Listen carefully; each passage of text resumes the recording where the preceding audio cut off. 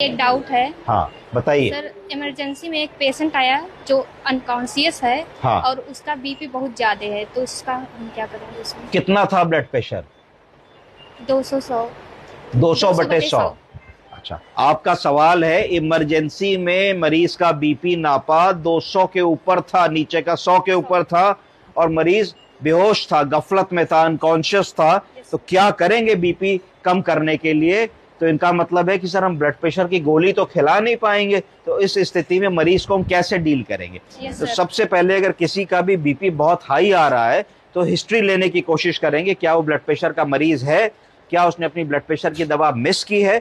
अगर blood pressure का मरीज है, तुम्हारे पास आया है और अनकॉन्शियस है, तो एक दिमाग में बात आएगी कि कहीं ब्लड प्रेशर बढ़ने के कारण ब्रेन में रक्त रिसाव तो नहीं हो गया, मरीज का ब्रेन हेमरेज तो नहीं हो गया। सबसे पहली बात दिमाग में आएगी। अगर ऐसी बात दिमाग में आएगी तो तुरंत तुमको मरीज को देखना चाहिए कि चारों हाथ चारों पैर चला रहा है कि नहीं। कैसे देखोगे? या तो उंगली दबा के सेंट्रल पेन दोगे, या छाती पे पेरिफेरल पेन दोगे, या छाती पे सेंट्रल पेन दोगे। तो जैसे ही तुम सेंट्रल पेन दोगे तो तुम देखोगे मरीज चारों हाथ पैर अपना चलाने की कोशिश कर रहा है। तो तुम अगर चारों हाथ पैर चल रहे हैं मतलब ब्रेन में ब्लड क्लॉटिंग होने की संभावना कम है। और अगर एक तरफ का अंग पैरालाइज्ड है तो इसका मतलब है कि हाँ गड़बड़ हो चुकी है, सीटी स्कैन करा के देखना पड़ेगा।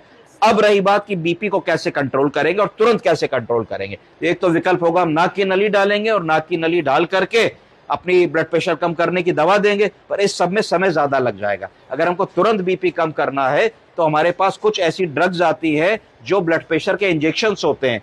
एक इंजेक्शन कॉमनली जो यूज होता है, गायनी में भी यूज होता है, उसका नाम है लेबिटलॉल। क्या है?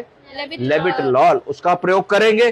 दूसरा इंजेक्शन जो हम इस्तेमाल कर सकते हैं वो एनाप्रिल, एनालाप्रिल इंजेक्शन आता है ब्लड प्रेशर लोअरिंग एजेंट का, उसको इस्तेमाल कर सकते हैं। तीसरा जो हम इस्तेमाल कर सकते हैं वो एनटीजी की ड्रिप, नाइट्रोग्लिसरीन। तो इंजेक्शन एनटीजी, एक एम्पुल को हम लोग 50 सीसी सलाइन में डाइल्यूट कर लेंगे और 2 या 2.5 ml पर आवर पे चलाएंगे। क्या करेगा एनटीजी? वेजो डायलिटेशन कर देगा, रक्त कोशिका को चौड़ा कर देगा। जैसे ही रक्त कोशिका चौड़ी होगी ब्लड प्रेशर कम हो जाएगा और उसको मॉनिटर करते रहेंगे।